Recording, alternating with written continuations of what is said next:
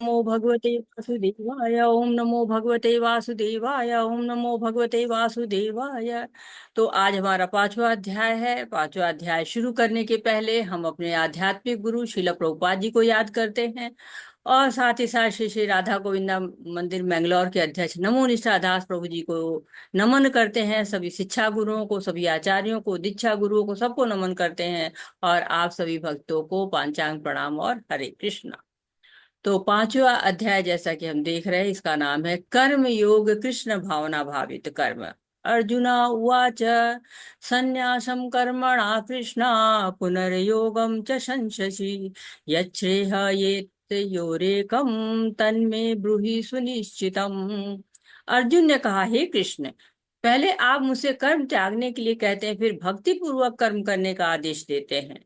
क्या आप अब कृपा करके निश्चित रूप से मुझे बताएंगे कि इन दोनों में से कौन सा अधिक लाभप्रद है?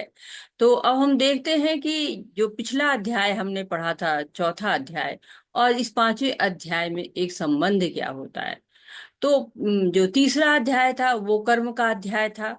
उसमें हमने पढ़ा था कर्मों के बारे में, लेकिन कर्म को जब ज्ञान से नियंत्रित किया जा सकता है, इसके लिए आया था ये चौथा अध्याय।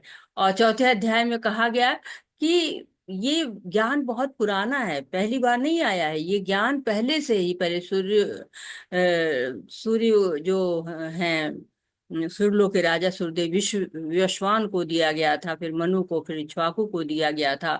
लेकिन धीरे धीरे ये लुप्त हो गया। एवं परंपरा प्राप्तिम इदम राजर्षियो विदु स काल निहमता योगो नष्ट परंतप। तो जैसे जैसे काल होता है, काल भी भगवान का ही एक शक्ति है, और उसकी वजह से ये नष्ट हो गया। लोग अपने मनोधर्म से भगवत गीता को कहने लगे। तब भगवान कहते हैं कि फिर मैं तुमको वो जो प्राचीन पहले वाला है ना, वो और बहुत गुह्य ज्ञान है, साधारण ज्ञान नहीं है, बहुत गुह्य ज्ञान है। गुह्य मतलब होता है गोपनीय ज्ञान। तो वो क्यों बता रहे हैं, ऐसा क्या है अर्जुन में विशेषता? तो स एवाय मया तेद्यम योग प्रोक्ता पुरातन भक्तेषु में सखा चेति रहस्यम हेतु उत्तमम। तो तुम मेरे भक्त भी हो, तुम मेरे सखा भी हो, इसलिए मैं तुमको बता रहा हूँ। और क्या बताया उन्होंने? यदा यदा ही धर्मस्य ग्लानि भवति भारत अभ्युत्थानम धर्मस्य तदात्मानं सृजामि हम। तो जब जब धर्म की हानि होती है और अधर्म आने लगता है, अधर्म की चारों ओर जो है वो प्रधानता होने लगती है, तब भगवान अवतार लेते हैं। और साथ ही साथ के परित्राणाय साधु नाम विनाशाय च दुष्कृताम धर्म संस्थापनार्थाय संभवामि युगे युगे। तो परित्राणाय, साधुओं का परित्राण करने के लिए, उद्धार करने के लिए, और विनाशाय च दुष्कृताम, जो दुष्ट लोग हैं उनका विनाश करने के लिए, धर्म की स्थापना के लिए मैं हर युगे युगे, हर युग में आता हूँ। और जो मेरे इस जन्म कर्म को जान जाता है तत्वतः, बिल्कुल उसी तरह से जैसा है वैसा जान जाता है, जन्म कर्म च मे दिव्यम एवं ये वेति तत्वतः त्यक्ता देह पुनर्जन्म नैति मामेति अर्जुना। तो वो क्या करता है, भगवान के धाम को प्राप्त करता है। हमारे जीवन का उद्देश्य क्या है? भगवान के धाम को प्राप्त करना। तो जो आसक्ति से, क्रोध से मुक्त हो जाता है, भगवान की शरण ग्रहण कर लेता है, वो मुक्ति प्राप्त करता है। तो भगवान कहते हैं कि देखो, तुम जैसा मेरे साथ व्यवहार करोगे, मैं भी तुम्हारे साथ वही व्यवहार करूंगा। ये यथा माम प्रपद्यन्ते तास्थैव भजाम्य हम। तो जैसा तुम करोगे वैसा ही मम वर्तमान वर्तन्ते मनुष्य पार्थ सर्वशः। तो जैसा करोगे तुम, मैं वैसा ही फल दूंगा। इसीलिए लोग क्या करते हैं, भगवान के लिए अच्छा करते हैं, भगवान के जो पथ है, जिस पथ पर भगवान चले हैं, उस पथ पर चलते हैं। और भगवान ने बताया कि चातुर्वर्ण में आशिष्टम गुण कर्म विभागश तस् कर्तारम चलो अभिमाम भाई। विद्य कर्तारम अरे वो अव्ययम। लेके आना, बैठ इधर। हरे कृष्णा हरे कृष्णा, कृष्णा कृष्णा हरे हरे।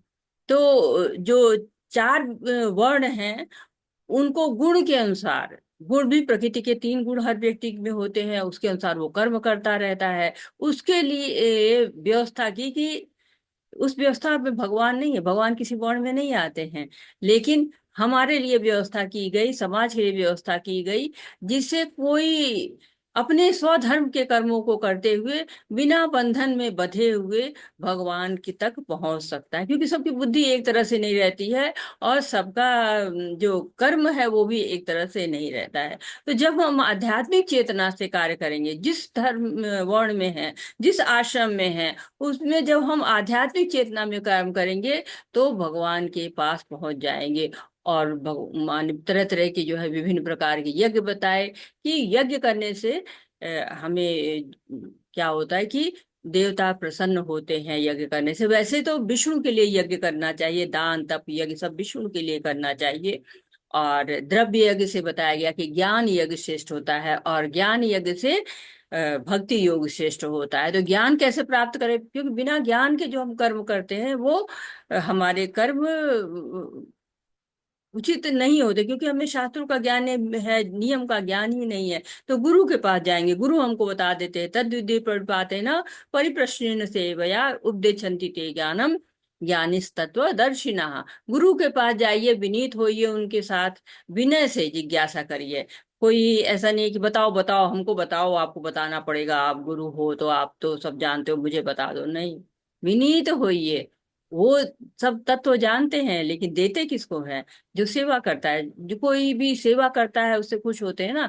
जैसे घर में बहू आती है, तो बहू आती है, लोग उत्साह तो बहुत रहता है लेकिन प्रेम नहीं रहता है। प्रेम कब होता है? जब वो बहू सेवा करती है, तब प्रेम उत्पन्न होता है। जो भी सेवा करता है उसे प्रेम होता ही है। और उस ज्ञान को प्राप्त करने की योग्यता क्या है? श्रद्धावान लभते ज्ञानम तत्पर संयत इंद्रिय।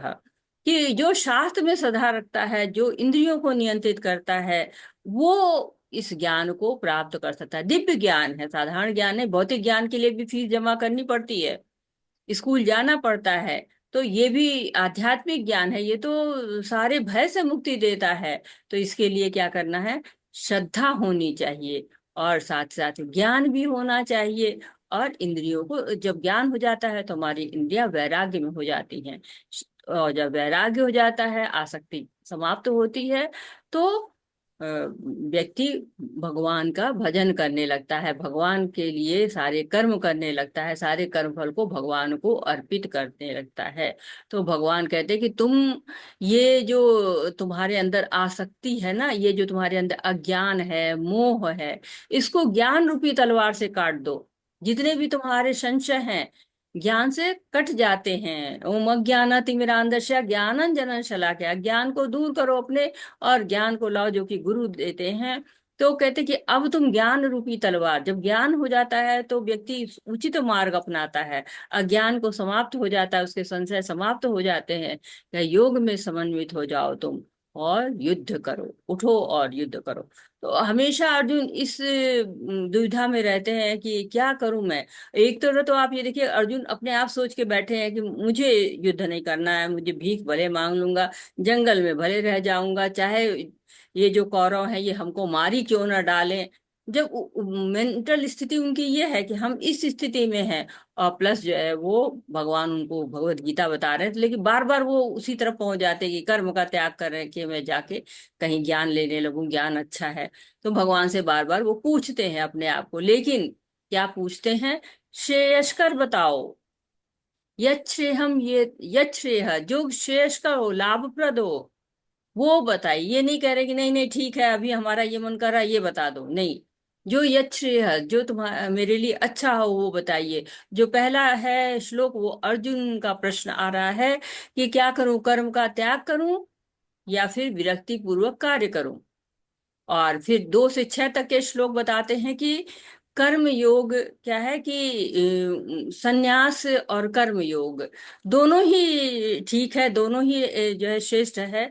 लेकिन आपको कर्म करना आसान होता है, कर्म योग जो है वो आसान होता है, निष्काम कर्म योग आसान होता, भक्ति आसान होती है। निष्काम कर्म योग जो है वो बंधन से मुक्ति दिलाता है। ये 7 से 16 तक के आपके श्लोक बताते हैं। और 17 से लेके 19 तक के जो श्लोक होते हैं वो आपको बताते हैं कि मुक्ति कैसे प्राप्त करें। अरे बाप रे बाप। कृष्णा, हरे कृष्ण। और शांति सूत्र है, 29वां जो श्लोक है वो शांति सूत्र के रूप में प्रयोग होता है। तो अब ये यहाँ अध्याय शुरू हो रहा है, जो कि हमको बता रहा है कि जो 4.39 में जो है वो भगवान कहते हैं कि ज्ञान से कर्म का त्याग करो। ज्ञान जो है वो अर्थात क्या करो, कर्म योग करो। और जो है 4.42 में भी उनको कहते हैं कि कर्म का त्याग करो।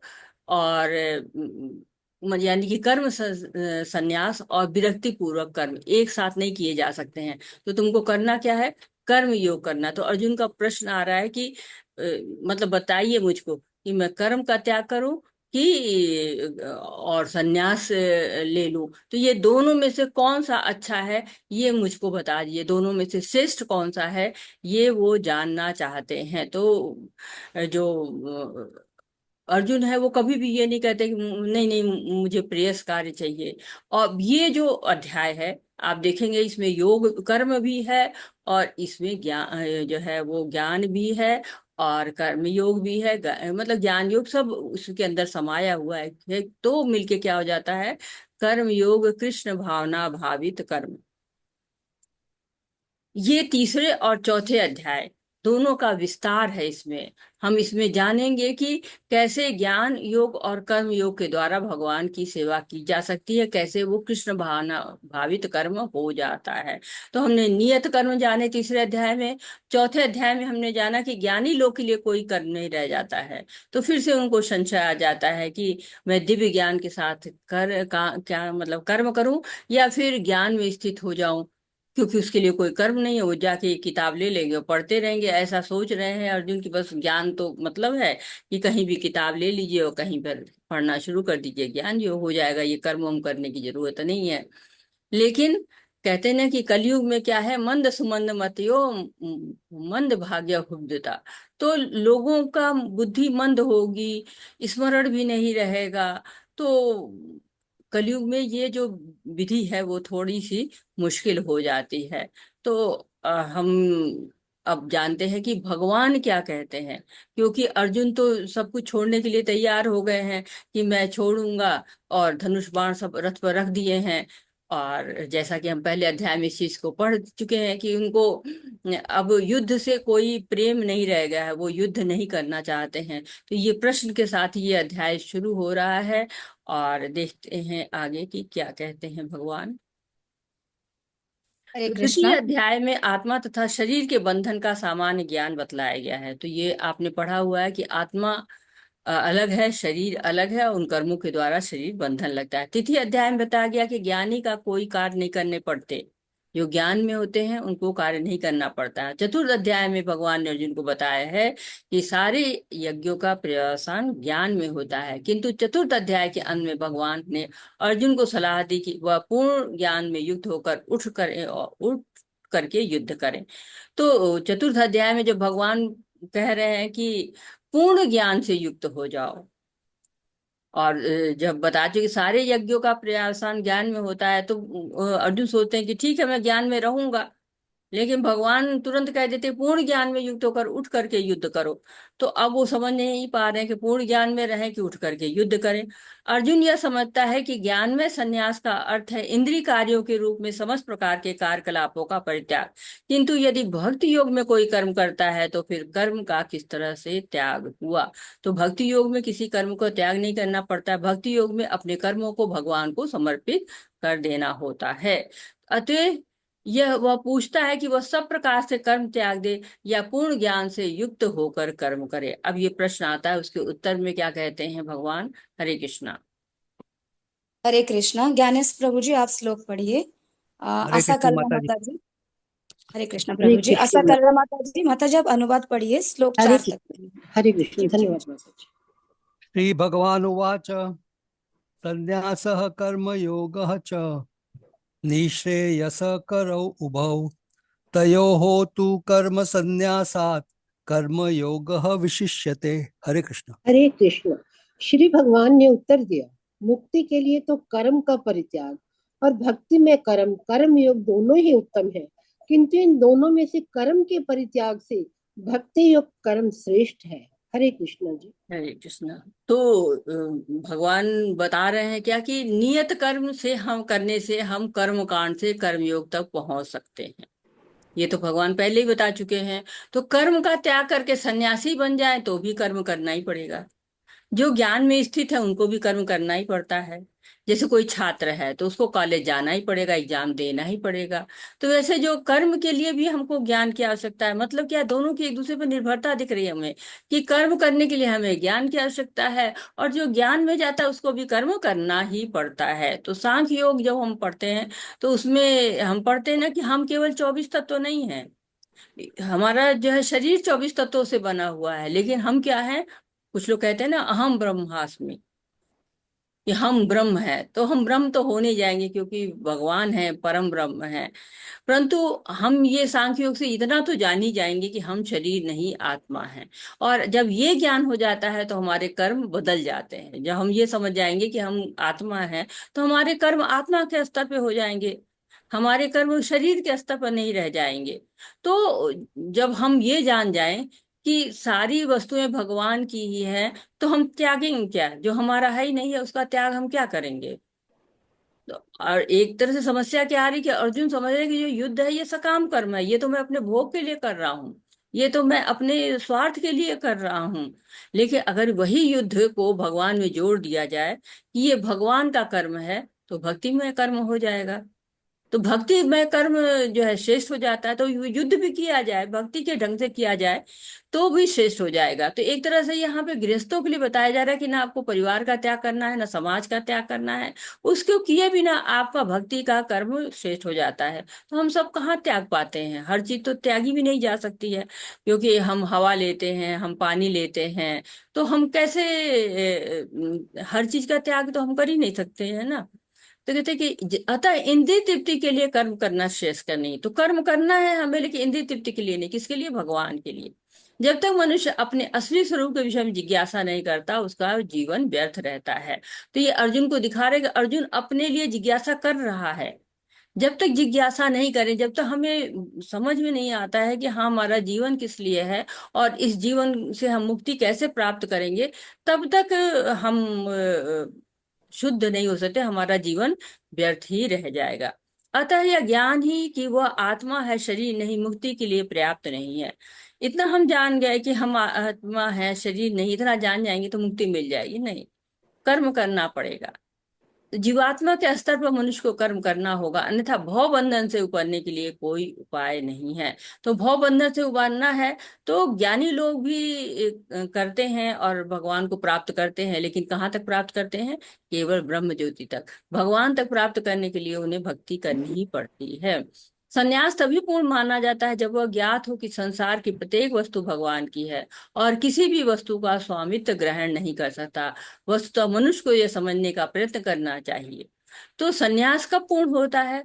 जब वो भगवान की जो सर्वोच्चता है उसको जान जाता है कि भगवान ही कंट्रोलर है। ईश्वर कौन है? भगवान ही है। ईश्वर का मतलब होता है नियंत्रण करता, जो नियंत्रित करता है। अपने घर के हम ही ईश्वर हो जाते हैं क्योंकि सारी चीजें हम ही नियंत्रित करते रहते हैं। फिर वो हमारा भाव बढ़ता जाता है, अहंकार बढ़ता जाता है, हम ये भी कंट्रोल कर सकते हैं, हम ये भी कंट्रोल कर सकते हैं, हम ये भी कंट्रोल कर सकते हैं। और वो भूल जाता है कि कंट्रोलर कौन है? उच्च कंट्रोलर भगवान है। तो मनुष्य को यह समझना चाहिए कि प्रत्येक वस्तु श्री कृष्ण की है, अतः उसका उपयोग कृष्ण के लिए किया जाना चाहिए। कृष्ण भावना भावित होकर इस प्रकार का पूर्ण कार्य करना मायावादी सन्यासी के कृत्रिम वैराग्य से कहीं उत्तम है। तो जो हम कृत्रिम वैराग्य करते हैं कि हम ये छोड़ देंगे, हम वो छोड़ देंगे, हम वो छोड़ देंगे, तो छोड़ कैसे सकते हैं? आपका जो है ही नहीं तो आप त्यागेंगे क्या? आप किसी के घर में गए और आपने कहा कि नहीं नहीं, ये आपका जो लैपटॉप है मैं त्यागता हूँ, तो वो तो आप त्याग ही नहीं सकते, वो तो उसी का है। तो ये कृत्रिम वैराग्य हो जाता है। भगवान की चीजें हैं, भगवान की सेवा में ही लगा देना चाहिए। हरे कृष्णा। हरे कृष्णा। ज्ञेयः स नित्य सन्यासी यो न द्वेष्टि न कांक्षति निर्द्वंद्वो ही महाबाहो सुखम बंधात प्रमुच्यते। हरे कृष्ण। जो पुरुष ना तो कर्म फलों से घृणा करता है और ना कर्म फल की इच्छा करता है, वह नित्य सन्यासी जाना जाता है। हे महाबाहु अर्जुन, ऐसा मनुष्य समस्त द्वंद्वों से रहित होकर भव बंधन को पार कर पूर्णतया मुक्त हो जाता है। हरे कृष्ण जी। हरे कृष्णा। तो कह रहे कि सन्यासी की परिभाषा यहाँ बताई गई। सन्यासी का अर्थ क्या होता है? जो संसार से मुक्त हो जाए, जो बंधन सरकार संसार के हैं, परिवार के हैं, समाज के हैं, देश के हैं, उन सब से मुक्त होकर भगवान का स्मरण करना चाहिए। तो सन्यासी क्या करता है? घर द्वार छोड़ देता है और चला जाता है कहीं जंगल में, कहीं हिमालय पर्वत पर, या कहीं नदी के किनारे, वहां जाके भगवान का स्मरण करता है, त्याग करता है। लेकिन कर्म फलों का या कर्म का त्याग तो हो ही नहीं सकता, क्योंकि शरीर निर्वाह का कर्म तो करना ही पड़ेगा। हम पहले पढ़ चुके हैं, न कर्मणा अनारंभत नैष्कर्म्यम पुरुषोष्णुते। तो कर्म करना पड़ेगा। तो सन्यासी द्वंद्वों से, जो सुख दुख, गर्मी सर्दी, दिन रात, ये सब से हमेशा कसम कसम पड़ा रहता है। लेकिन धीरे धीरे वो ध्यान धारणा से समाधि तक पहुंच जाता है, तब इन सब परिणामों से दूर हो जाता है। शुरू शुरू में तो जब वो शुरू करता है तो उसको ये सब परिणाम देखने पड़ते हैं। लेकिन जब वो देखिए समाधि की अवस्था ले लेते हैं, कई सन्यासी हैं, तो उनको फिर ये जो संसार में कुछ हो रहा है उनको मतलब ही नहीं होता है। तो लेकिन भगवत गीता हमको क्या कहते हैं कि असली सन्यासी वही है जो सभी कर्मों को भगवान से युक्त कर दे। इससे क्या होता है? सभी का लाभ होता है। जो भक्त होता है वो केवल अपने मुक्ति के लिए प्रयास नहीं करता है। जो सन्यासी होता है वो तो चला गया जंगल में, भगवान का ध्यान कर रहा है, अब दुनिया से उसे कोई मतलब नहीं है, चाहे दुनिया का पतन हो जाए चाहे उसका उत्थान हो जाए। लेकिन भक्त क्या करता है? भक्त हरि नाम जब लेता है तो कीट पतंगे भी उस भजन की ध्वनि को सुनते हैं, तो उनका भी उद्धार होता है। इंद्रियां अपनी वश में हो जाती हैं, तो किसी को वाणी से गलत नहीं बोलता है, तो किसी को कष्ट भी नहीं होता है। क्योंकि जो लोग कठोर शब्द बोलते हैं वो वाणी से ही घायल कर देते हैं। कहते हैं ना कि वाणी का जो घाव होता है वो तलवार के घाव से भी गहरा होता है। तो जो है, जो भक्त होता है वो सबको भक्ति में लगाता है, अपने आचरण से, अपने कर्मों से सबको लगाता है, और वो भगवान को प्रिय भी हो जाता है। क्योंकि वो इस भौतिक जगत से आसक्ति नहीं रखता है, लेकिन हित सबका करता है, जन कल्याण के लिए। जो वैष्णव होता है जन कल्याण करता है, उसमें बहुत करुणा होती है। तो कह के रूप गोस्वामी जी बताते हैं कि वैराग्य दो प्रकार का होता है। फल्गु वैराग्य होता है, यानी कि ऊपर ऊपर से त्याग दिया है, अंदर अभी बाकी है। जैसे फल्गु नदी होता है, फल्गु नदी में कुछ दूर तक जब खुदाई करिए, थोड़ा अंदर तक, तो जाके उसमें से पानी निकलता है। वो नदी है, जबकि शापित नदी है, तो उसका पानी ऊपर दिखाई नहीं पड़ता है। और युक्त वैराग क्या है? सभी चीजों को भगवान की सेवा में लगा देता है। हरे कृष्णा। हरे कृष्णा। सांख्य योगौ पृथक् बालाः प्रवदन्ति न पंडिताः एकम अपि आस्थितः सम्यक् उभयोः विन्दते फलम्। हरे कृष्ण। ज्ञानी ही भक्ति कर्म योग को भौतिक जगत के विश्लेषणात्मक अध्ययन सांख्य से भिन्न कहते हैं। जो वस्तुतः ज्ञानी है वे कहते हैं कि जो इनमें से किसी एक मार्ग का भला भांति अनुसरण करता है वह दोनों के फल प्राप्त कर लेता है। हरे कृष्ण जी। हरे कृष्णा। तो अर्जुन पहले तो शोक में थे, पहले अध्याय में, और अब उनके लगातार हम संचय देख रहे हैं। अब कर्म त्याग कर दे कि भक्ति में कर्म कर दे, लगभग ऐसा ही प्रश्न उन्होंने तीसरे अध्याय में पूछा था, और इस अध्याय में भी वो पूछ रहे हैं और उसका उत्तर मिल रहा है। एक तरह से अर्जुन पूछ रहे हैं ना कि पेड़ बोना छोड़ दें, कि फल खाना छोड़ दें, फल की इच्छा करना छोड़ दें, युद्ध करना छोड़ दें, कि युद्ध का परिणाम छोड़ दें। तो वो इस असमंजस में, संशय में लटके हुए हैं। जबकि जो भक्त होता है वो क्या करता है? काम करते रहो, नाम जपते रहो। और कलयुग में तो असंभव ही है एक तरह से कर्म छोड़ना ना, क्योंकि अभी आजकल कोई जंगल नहीं है। बहुत से लोग होते हैं ना कि वृंदावन जाऊंगा, सन्यासी बन जाऊंगा, और आराम से रहूंगा, यहाँ पे घर में बहुत कलह है। लेकिन जब मंदिर जाते तो वहां देखते हैं वहां तो बड़ी सेवा है। तो वो फिर कई बार लोग उसमें जुट जाते हैं और कई बार लोग नहीं जुट पाते हैं। तो कहते हैं कि हमको कर्म ऐसे करना जैसे माताएं करती हैं, सारा कार्य करती हैं लेकिन बच्चे का ध्यान रखती हैं। क्यों? प्रेम है उससे। भगवान से जब प्रेम हो जाता है तो जो भी हम काम करते हैं उसके साथ साथ ही भगवान का नाम निकलने लगता है। सेवा ही मुख जीवा दो। मुख से जो है जब सेवा करने लगते हैं तो मुख से ऑटोमेटिक राम नाम, भगवान कृष्ण नाम निकलना शुरू करना है। तो त्याग तो करना ही नहीं, सब कुछ तो भगवान का है, सब कुछ भगवान का ही बनाया हुआ है। लेकिन त्यागना क्या है हमें? हमें जो अपव्यय करते हैं, अपने समय का अपव्यय करते हैं, टीवी देखेंगे, मूवी देखेंगे, ओटीटी गेम्स, तरह तरह की, कहीं गप्पे मारेंगे, इन सब का हमें त्याग कर देना है।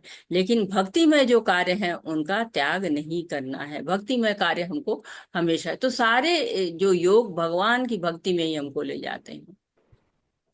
यहाँ पर सांख्य योग की बात हो रही है। जो सांख्य योग क्या होता है, कोई बताएगा? हरे कृष्णा, हमने कई बार सांख्य योग पढ़ा है। हरे सांख्य योग कृष्ण। अपने किसको कहते हैं? हरे माता जी, कृष्ण। सांख्य का मतलब है नंबर, आपने बताए थे। जी। शरीर नहीं आत्मा है माता जी। और कोई? एनालिटिकल अध्ययन। एनालिटिकल। हम जी। हम शरीर नहीं आत्मा है माता जी। जी माता जी। और कोई? मौसम जी किसी चीज का विश्लेषणात्मक ज्ञान, हाँ, किसी चीज का किसी चीज का विश्लेषण, एनालिसिस करना, एनालिसिस करना, बिल्कुल सही कह एनालाइज रहे हैं। करना, एनालाइज एनालिसिस करना, फिर करना निष्कर्ष सांख्य पर कहलाता पहुंचना। है। जो सांख्य को मैंने नंबर कहा था, तो वो एक थोड़ा समझाने के लिए ही कहा था। पूरा उसका ये हो जाता है कि एनालिटिक जो अध्ययन होता है, नंबर्स देखते हैं। जैसे कि आप कोई रेसिपी बना के रखा आपने, तो उसमें देखते हैं लोग कि अरे इसमें मिर्च पड़ी है, इसमें टमाटर पड़ा है, ये इसमें तो आटा भी दिख रहा है, इसमें तो घी भी दिख रहा है, इसको चख रहे हैं तो मीठा भी लग रहा है, थोड़ा थोड़ा नमकीन का भी स्वाद आ रहा है। तो ये क्या होता है? ये सांख्य योग होता है। निकालते हैं क्या क्या, जैसे जड़ खोदते हैं ना, निकालते हैं क्या क्या है इसमें, उसी तरह से वो सांख्य योग निकालते हैं कि ये क्या क्या चीज इसमें है, इसके आपस में मिलेंगे तो क्या क्रिया होगी, इसमें क्या परिणाम निकलेगा। लेकिन भक्ति योग क्या करता है? सेवा करते रहो। तो एक से हमको पता चलता है कि हम आत्मा हैं, और दूसरा भक्ति योग हमको बताता है कि भगवान की सेवा करनी है, भगवान। और आगे अभी इसका वर्णन और होगा। तो एक में विरक्ति बताते हैं, जो आपको सांख्य योग है, विरक्ति की बात करता है कि हम आत्मा है, शरीर नहीं है, तो विरक्ति आती धीरे धीरे। और दूसरे में हमें भगवान से आसक्ति हो जाती है। तो दोनों जो रास्ते हमको भगवान की तरफ ही ले जाते हैं। ज्ञानी जब भक्तों के संपर्क में आ जाता है तो वो भक्त बन जाता है। जैसे सुखदेव गोस्वामी ज्ञानी थे, लेकिन शील व्यास देव के संपर्क में, जो उनके पिता ही थे, उनके संपर्क में आते हैं तो वो भक्त बन जाते हैं। ये भक्तों का गुण होता है। हरे कृष्णा। हरे कृष्ण। यत्सांख्यैः प्राप्यते स्थानं तद्योगैरपि गम्यते। एकं सांख्यं च योगं च यः पश्यति सः पश्यति। हरे कृष्ण। जो हरे ये कृष्णा। जो ये वेणुगर्भा माता जानता जी। है कि विश्लेषणात्मक अध्ययन सांख्य द्वारा पर्याप्त स्थान भक्ति द्वारा भी प्राप्त किया जा सकता है, और इस तरह जो सांख्य योग तथा भक्ति योग को एक समान देखता है, वही वस्तुओं को यथारूप में देखता है। हरे कृष्ण माता जी। हरे कृष्णा। तो क्या ये सांख्य दार्शनिक शोध के द्वारा इस निष्कर्ष पर पहुंचा जाता है कि जीव भौतिक जगत का नहीं अपितु पूर्ण परमात्मा का अंश है। और जब ये पता चल जाता है तो वो फिर भौतिक जगत में उलझता नहीं है। जो सांख्य है वो आसक्ति को दूर करता है, वैराग्य की तरफ ले जाता है। और बताया है कि आत्मा जब जान जाते हैं तो परमात्मा को भी जान जाते हैं। जो सांख्य विधि से मनुष्य को पदार्थ से विरक्त होना पड़ता है, और भक्ति योग में उसे कृष्ण भावना भावित कर्म में आसक्त होना पड़ता है। वस्तुतः दोनों विधियां एक है। यद्यपि ऊपर से एक विधि में परक्ति विरक्ति दिखती है, दूसरे में आसक्ति है। जो पदार्थ से विरक्ति और कृष्ण में आसक्ति को एक तरह से देखता है, वही वस्तुओं को यथा रूप में देखता है। जैसे आप कोई बीमार हो गए तो आपको डॉक्टर कहता है कि ये वाला काढ़ा पियो, और आपको जो चाय पीनी है मना है, तो धीरे धीरे क्या होता है? चाय छूटती चली जाती है और काढ़े में मन लगने लगता है। वैसे ही ये दोनों है। जो सांख्य योग है उसमें विरक्ति आ जाती है, तो विरक्ति छूट गई ना, गलत चीजों से दूर हो गए, और आसक्ति, भगवान से आसक्त हो गए। ये दोनों में अंतर होता है। शुरू शुरू में क्या होता है, जब शुरुआत करते हैं भक्ति की, तो होता है कि सांख्य योग चलता है या भक्ति योग चलता है, तो शुरू शुरू में दोनों अलग अलग चलता है। लेकिन धीरे धीरे क्या होता है कि हम दोनों एक ही साथ करने लगते हैं। जैसे हम पहले जप करते हैं, धीरे धीरे हम भगवान की सेवा में लगते हैं, फिर बाद में जप भी चलने लगता है, सेवा भी चलने लगती है। उसी तरह प्रारंभ में क्या होता है कि सत चित आनंद में सत और चित्त का पता चल जाता है। सत्य क्या है? शाश्वत है। और चित्त क्या है? ज्ञान का। तो जब ये दोनों पता चल जाता है तो भक्ति करने लगते हैं, आनंद से जुड़ जाते हैं। तो ये दोनों मतलब कह रहे हैं प्रभुपाद जी कि ये दोनों धीरे धीरे की जा सकती है, जैसे कि चार कुमार ने किया। पहले वो ज्ञानी थे, फिर धीरे धीरे वो भक्त बन गए। सुखदेव गोस्वामी पहले ज्ञानी थे, फिर वो भक्त बन गए। हरे कृष्ण। हरे हरे कृष्णा। कृष्णा। रेणु माता जी, आप पढ़िए अभी अनुवाद। आशा माता जी, धन्यवाद माता जी। धन्यवाद माता जी, बहुत बहुत। हरे कृष्णा। संन्यासस्तु महाबाहो दुःखम आप्तु मयो गतः योगयुक्तो मुनिर्ब्रह्म न चिरेणाधिगच्छति। हरे कृष्णा। हरे कृष्णा। भक्ति में लगे बिना केवल समस्त कर्मों का परित्याग करने से कोई सुखी नहीं बन सकता, परंतु भक्ति में लगा हुआ विचारवान व्यक्ति शीघ्र ही परमेश्वर को प्राप्त कर लेता है। हरे कृष्ण। हरे कृष्ण। तो कर्म योग में इंद्रियों से भगवान की सेवा की जाती है, और ज्ञान योग में बुद्धि से की जाती है, और अष्टांग योग में मन से किया जाता है, और भक्ति योग में इंद्रिय मन और बुद्धि सब भगवान की सेवा में लगा सकते हैं। तो इस तरह से यदि भक्ति योग कर रहे हैं तो जितने भी योग है सारे योगों का फल प्राप्त हो गया, क्योंकि सारी विधियों को हम अपना रहे हैं। जैसे कि आप देखिए कि अगर आपके पास 100 रुपए का नोट हो, तो इसका मतलब है कि आपके पास 10-20 रुपया मांगे तो आपको निकल जाएगा। लेकिन 10-20 रुपए आपके पास है तो 100 का नोट नहीं निकलेगा। उसी तरह से अगर आप भक्ति योग कर रहे हैं तो आपके पास ज्ञान योग भी है और कर्म योग भी। आप मन बुद्धि इंद्रिय सबसे सेवा कर रहे हैं और आनंद ले रहे हैं सेवा का। सेवा जब भी हम करते हैं ना, सेवा करने वाले को भी आनंद मिलता है, और सेवा जिसको मिलती है वो भी अंदर से खुश होता है। तो हम तो भगवान के दास ही हैं, जीवे स्वरूप है नित्य कृष्ण दास। तो हमें तो कृष्ण की सेवा में आनंद आएगा ही आगे, क्योंकि हम दासत्व तो है ना। भगवान की सेवा नहीं करेंगे तो हम फिर माया की सेवा करने लगेंगे। इसलिए भगवान की सेवा करना ज्यादा अच्छा है, कम से कम उच्च लोक को हम पहुंचेंगे। और कहते हैं कि सुख हम लेना चाहते हैं। आप किसी को देखिए कि भोजन कराइए आप, हमेशा हम सुख की तलाश में रहते हैं ना। तो जो किसी को भोजन करे तो कितनी तृप्ति मिलती है।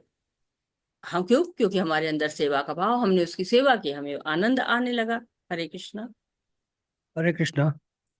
योगयुक्तो विशुद्धात्मा विजितात्मा जितेन्द्रियः सर्वभूतात्म भूतात्मा कुर्वन्नपि न लिप्यते। हरे कृष्ण। हरे कृष्णा।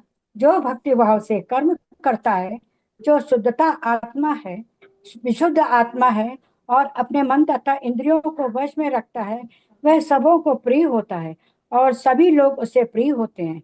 ऐसा व्यक्ति कर्म करता हुआ भी कभी नहीं बनता। हरे कृष्णा माता जी। हरे कृष्णा। तो अब आगे के जो श्लोक आएंगे उसमें जो योग युक्त है उसके बारे में बताया जाएगा, 7वें श्लोक से लेकर 12वें श्लोक तक। तो जब कृष्ण भावना भावित कर्म कोई करता है तो ऐसे लोग के लक्षण क्या होते हैं? क्योंकि जब वो कर्म करता है भक्ति भाव से, तो उसकी मन है बुद्धि है इंद्रिया सब वश में रहती है, समभाव होता है, सबका प्रिय होता है, सभी में कृष्ण को देखता है। जैसे प्रभुपाद जी थे, सवेरे टहलने लिखते थे तो सूरज में भी कृष्ण दिखते थे, पेड़ों में भी कृष्ण दिखते थे, बादल में भी कृष्ण दिखते थे। तो जो कृष्ण की सेवा करता है, भगवान की सेवा करता है, उसको सब जगह कृष्ण दिखाई पड़ते हैं। जैसे पेड़ होता है उसमें पत्तियां हैं, टहनियां हैं, वो सब क्या है? वो भी वृक्ष से अलग नहीं है। वैसे जो जीव हैं, जो कृष्ण भावना में रहते हैं, कृष्ण की चेतना में रहते हैं, वो क्या करते हैं? सभी लोगों से प्रेम करते हैं। वो वृक्ष की पत्ती और टहनी में भेदभाव नहीं करते, सबसे प्रेम करते रहते हैं। ये सब कृष्ण के ही अंग हैं। जैसे वो वृक्ष की पत्तियां और टहनियां वृक्ष के ही अंग हैं। तो ये कब होता है? जब चेतना शुद्ध हो जाती है, जब मन पे नियंत्रण हो जाता है, किसी के साथ ना तो आसक्ति है ना कोई घृणा है। कहते हैं ना कि विद्या विनय संपन्ने ब्राह्मणे गवि हस्तिनी सुनिचय सपाके च पंडिता सम दर्शिना। तो पंडिता कैसा होता है? समदर्शिना होता है। और उसको इस कारण कोई भी बंधन लिप्यते, कहीं भी वो बंधन में नहीं आता, कहीं भी वो लिप्त नहीं होता है। हरे कृष्ण। हरे कृष्ण।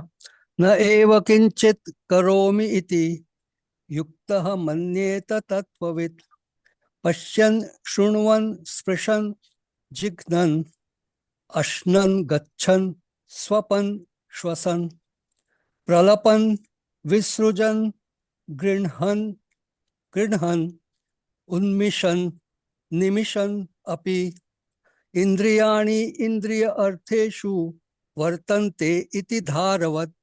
हरे कृष्ण। धारयन्। हरे कृष्ण। हरे कृष्णा माता जी। दिव्य भावनामृत युक्त पुरुष देखते सुनने स्पर्श करते सूंघते खाते चलते फिरते सोते तथा श्वास लेते हुए भी अपने अंदर में सदैव यही जानना रहता है कि वास्तव में मैं कुछ भी नहीं करता। बोलते त्यागते ग्रहण करते या आंखें खोलते बंद करते हुए भी वह ये जानता रहता है कि भौतिक इंद्रियां अपने अपने विषयों में प्रवृत्त हैं और वह इन सबसे पृथक है। हरे कृष्णा। हरे कृष्णा। चूंकि प्रभुपाद जी कह रहे हैं, क्योंकि कृष्ण भावना भावित व्यक्ति का जीवन शुद्ध होता है, फलतः उसे निकट तथा दूरस्थ 5 कारणों कर्ता कर्म अधिष्ठान प्रयास तथा भाग्य पर निर्भर किसी कार्य से कुछ लेना देना नहीं रहता है। तो समझते इसको क्या कहा जा रहा है? कह रहे कि दूरस्थ 5 कारण। कोई भी कार्य जब हम करते हैं तो उसके 5 कारण होते हैं, जबकि हम समझते हैं कि सारा काम हम ही कर रहे हैं। बहुत अहंकार होता है हमको, हमने कर दिया। लेकिन किसी भी कार्य करने के 5 कारण है। कर्ता जो कर रहा है, कर्म जो जो है कर्म का स्थान जो है, अधिष्ठान कर्म कर्ता जो काम करने वाला है, कर्म जो किया जाने वाला है, अधिष्ठान जो कर्म का स्थान है, प्रयास जो हम अपनी इंद्रियों से प्रयास करते हैं। जैसे पानी पीना है तो मुझे जो है ग्लास उठाना पड़ेगा, पीना पड़ेगा, ये जो है प्रयास है। और भाग्य यानी कि परमात्मा जो हमको अनुमति देता है, जिसके द्वारा हम कार्य को कर सकते हैं। तो हम कर्तापन रखते हैं, इस वजह से हम परेशान होते हैं। तो भक्त क्या करता है? अपने आप को शरीर से और शरीर के इंद्रियों से अलग मानता है। वो ये नहीं सोचता कि मैं शरीर हूँ और मैं शरीर की इंद्रियां हूँ। तो इंद्रियों से जो भी कार्य होता है वो समझता है कि ये हमें भगवान के लिए करना, ये सब भगवान का ही है। तो सारी इंद्रियों को भगवान की सेवा में लगा देता है। अब जो और लोग होते हैं, कई लोग बहुत तप करते हैं तो वो ना अच्छा खाते हैं ना पहनते हैं, अच्छा कि सब भौतिकता है छोड़ देते हैं। लेकिन भक्त ऐसा नहीं करता है। वो भोजन बना रहा भौतिक कार्य है, लेकिन वो भगवान के लिए बना रहा है। तो क्या है? वो भोग है भगवान के लिए, तो भगवान की सेवा में लगा है। तो बाहर से सांसारिक और आध्यात्मिक जो गतिविधियां हैं, जो हम कार्य कर रहे हैं, संसार के कार्य कर रहे हैं चाहे आध्यात्मिक के कार्य कर रहे हैं, हमको लग सकता है कि हम एक सा लग सकता है, लेकिन अंतर है उसमें। जैसे कि अभी हमने बताया कि अगर भोग बना रहे तो भौतिक है, वो सांसारिक कार्य हो गया। लेकिन आध्यात्मिक गतिविधि कब हो जाती है? जब वो भगवान के लिए हो जाता है कार्य। हरे कृष्णा। हरे कृष्ण। ब्रह्मणि आधाय कर्माणि संगम त्यक्त्वा करोति यः लिप्यते न सह पापेन पद्मपत्रम इव अंबसा। हरे कृष्ण। हरे जो कृष्णा। जलेंद्र प्रताप प्रभु जी, धन्यवाद माता जी। जलेंद्र प्रताप जी प्रभु जी, आप पढ़िए। जी माता जी। जी माता जी। हाय कृष्ण माता जी, सतनाम जोर प्रणाम। लेकिन गुरु श्री प्रसाद कीजिए, अनुवाद श्री प्रसाद द्वारा। जो व्यक्ति कर्म फलों को परमेश्वर को समर्पित करके आसक्त रहकर अपना कर्म करता है वह पाप कामों से उसी प्रकार प्रभावित रहता है इस प्रकार।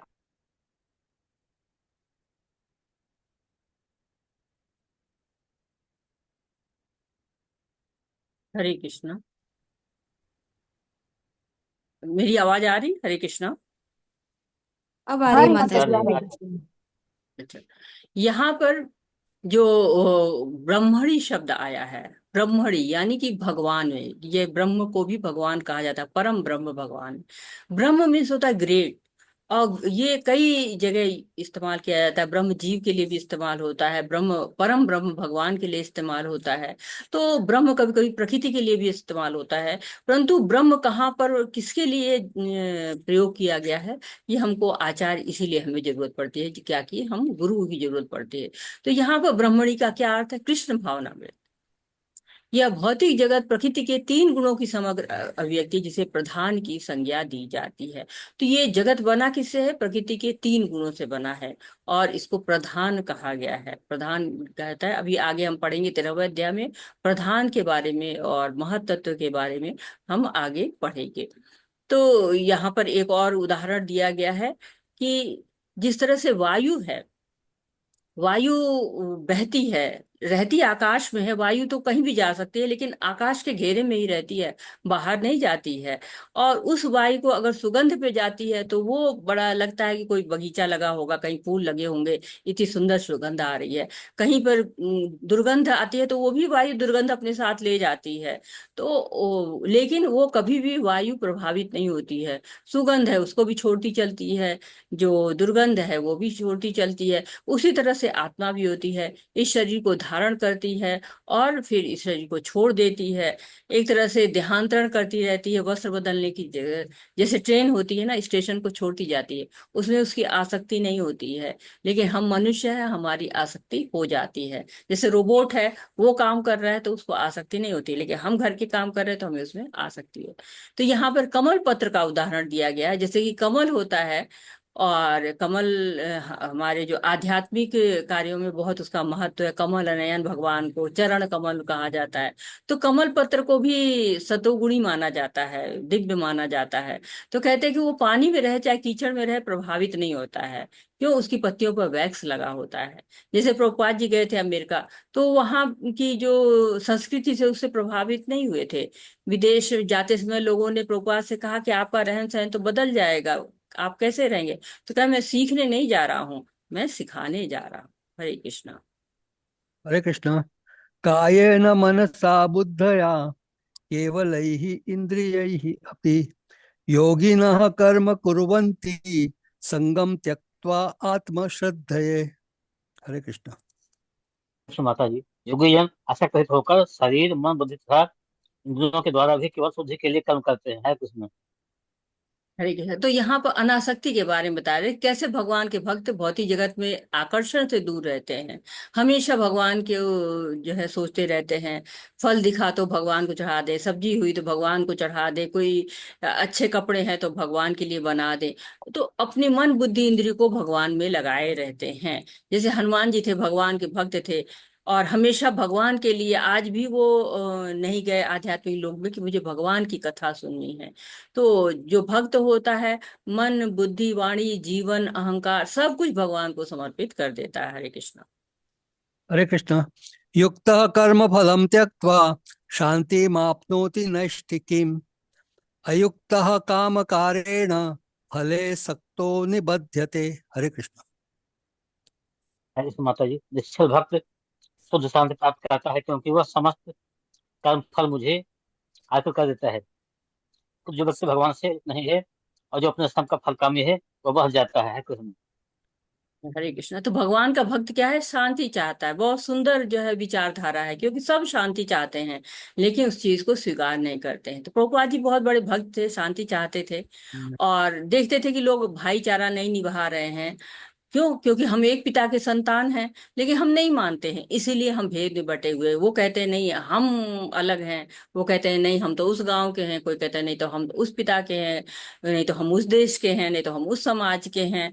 जब ये सोचते हैं, इसीलिए अलग अलग अहंकार है, मिथ्या अहंकार है कि मैं ये हूं मैं वो हूं। जबकि सत्य क्या है? हम शरीर नहीं है, हम आत्मा है। जब ये हम सोचेंगे कि जो हमारे शास्त्र कह रहे हैं कि बीज प्रदाता पिता भगवान ही है, जब हम उस रूप में सोचेंगे तो हम भगवान की सेवा करेंगे, और एक दूसरे को भाईचारे की स्थिति पर देखेंगे कि हम सब भाई भाई हैं। तो हमारी समस्या समाप्त हो जाएगी, हम शांति में रहेंगे। तो यहाँ पर कर्म योग को और कर्म की तुलना एक तरह से हुई है कि आसक्ति रहित जब हम कर्म करते हैं तो मुक्ति देता है, और जब आसक्ति के साथ हम कर्म करते हैं तो बंधन देता है। तो हमारी चेतना ही हमारी मुक्ति दिलाए, चाहे हमें बंधन दिलाए। हरे कृष्णा। हरे हरे कृष्णा। कृष्ण। धन्यवाद प्रभु जी। हरे अत्रे कृष्ण। माता जी आप श्लोक पढ़िए। अनुकंपा माता जी आप उनके साथ अनुवाद करिए। हरे कृष्ण। हरे कृष्ण। सर्व कर्माणि मनसा सन्न्यस्ते सुखं वशी नवत्वारि पुरे देखी नैव कुर्वन्न कारयन्। हरे कृष्ण। प्रणाम माता जी। जब देहधारी जीवात्मा अपनी प्रकृति को वश में कर लेता है और मन से समस्त कर्मों का परित्याग कर देता है, तब वह 9 द्वारों वाले नगर भौतिक शरीर में बिना कुछ किए कराए सुख पूर्वक रहता है। हरे कृष्ण माता जी। हरे कृष्णा। तो अब जो श्लोक है 13, 14, 15, 16, इनमें जो है तीन कर्ताओं का ज्ञान बताया जाएगा कि तीन कर्ता कौन कौन से होते हैं। तो जीव को या आत्मा को कार्य कैसे करना चाहिए। तो ये शरीर हमारा है, 9 द्वारों का नगर कहा गया है। भागवतम में कहा जो है वो कथा आती है 9 द्वारों की समझी। तो 9 द्वारों का नगर है। 9 द्वार कौन बताएगा, कौन कौन से 9 द्वार होते हैं। आँख, नाक, कान, मुंह, जीभ, त्वचा, गुदा। 2 आँख, 2 हाथ, त्वचा। नहीं, उपस्थ। अगर माता हमारे मैं जी बताऊं, वो ज्यादा हो गया 9 से। तो माता जी 2 नाक, 2 कान, एम, 2 आँख, मुंह, गुदा, उपस्थ। जी माता जी हरे कृष्णा। तो 9 द्वार जब सुखी रहते हैं तब मनुष्य सुखी रहता है, क्योंकि लोग गुणों के अनुसार कार्य करते रहते हैं ना। जब गुण से ऊपर उठते हैं, सतोगुण तक कम से कम पहुंच जाते हैं, तो मन की सारी आसक्तियां त्याग हो जाती हैं। तो भगवान में मन लगाना है। येन केन प्रकारेण मनः कृष्णान्वेष्यत। मन को कृष्ण में लगाओ। जब हम हमारा लक्ष्य भगवान को निर्धारित कर लेते हैं, तो हमारा कार्य करने का ढंग, हमारी दृष्टिकोण, हमारी दशा सब बदल जाती है। जैसे हमें ठंड लग रही है, ठंड का समय आ गया है, तो हम अपने लिए व्यवस्था करेंगे मोटे कपड़े की, तो भगवान के लिए भी व्यवस्था करेंगे। क्यों? क्योंकि हमारे दृष्टिकोण बदल चुका है। तो भागवतम में भी ये 9 द्वारों का वर्णन हुआ है। नारद जी राजा बहिर्षित को उपदेश देते हुए राजा पुरंजन की कथा सुनाते हैं। और पुरंजन की कथा थोड़ी कॉम्प्लिकेटेड है समझने में। जब भागवतम पढ़ेंगे तो आप उसको समझेंगे। मैं थोड़े आसानी से उसको समझा देते हैं, बहुत लंबी कथा है। कि नारद जी एक राजा है बहिष्ठित, उनको उपदेश देते हैं। तब वो पुरंजन की कथा सुनाते हैं। और वो पुरंजन कोई और नहीं है, हम ही हैं, हम जीव ही हैं। कहते हैं कि सब तो पर ये कृता द्वारा पुरस्तशास्तुधे अधः पृथ्वीश गर्त्यथ तस्या है कंचनेश्वर। कि इस नगर में, जो नगर था जहाँ पुरंजन जाते हैं, वहां पर 7 द्वार ऊपर की तरफ रहते हैं। तो हमारे भी 7 द्वार ऊपर की तरफ से, 2 आंखें, 2 नासिका, 2 कान और 1 मुंह। और 2 द्वार नीचे की ओर भूमिगत रहते हैं, उनको जैसे गुदा और उपस्थ। तो ये एक तरह से उपमा है कि जीव क्या करता है, भौतिक ऐश्वर्यों के सुख लेना चाहता है, और जिसके लिए प्रकृति ने शरीर में विभिन्न द्वार बनाए हुए हैं। इन्हीं द्वारों का उपयोग करके वो इंद्रिय आनंद को प्राप्त करना चाहता है। लेकिन समझ जाता है बाद में पुरंजन की ये केवल इंद्रिय भोग से ही हमारी को मुक्ति नहीं मिलनी है। और तब वो भगवान की भक्ति करता है और भगवान के धाम को प्राप्त करता है। हरे कृष्ण। न करति तन्न कर्माणि लोकस्यासृजति प्रभुः न कर्मो फल संयोगं स्वभावस्तु प्रवर्तते। हरे कृष्ण। शरीर रूपी नगर का स्वामी देहधारी जीवात्मा न तो कर्म का सृजन करता है, न लोगों को कर्म करने के लिए प्रेरित करता है, न ही कर्म फल की रचना करता है। यह सब तो प्रकृति के गुणों द्वारा ही किया जाता है। हरे कृष्ण माता जी। हरे कृष्ण। तो पहले भी तीसरे अध्याय में बताया गया था ना कि प्रकृति के 3 गुण में हम बन जाते हैं, और जिस गुण में हम रहते हैं ना, उसमें ही प्रकृति हमको वो काम कराती रहती है। कहते हैं प्रकृति क्रिया माणानी गुणे कर्माणि सर्वशु अहंकार विमूढ़ात्मा कर्ता हनति मन्यते। तो हम कर्तापन लेते हैं अहंकार के कारण, लेकिन कर्म हमको करना कैसे पड़ता है, गुण के अनुसार करना पड़ता है। अब हाथी हो गए हम, तो क्या होगा, ज्यादा खाना पड़ेगा। चींटी है तो ज्यादा खा ही नहीं सकते हैं, कम ही खाना पड़ेगा। गाय है तो घास खाना पड़ेगा, घोड़े हैं तो घास खाना पड़ेगा, चना खाना पड़ेगा। तो हम मनुष्य है या जीव है, वो प्रकृति के द्वारा बद्ध है, उसको वैसे ही कार्य करना पड़ता है। लेकिन जीव अहंकार के बस इस भव सागर में संघर्ष करता रहता है। अब समुद्र में उतरेंगे तो लहरें नचाएंगी ही, क्योंकि उन लहरों को हमारा वश नहीं रहता है।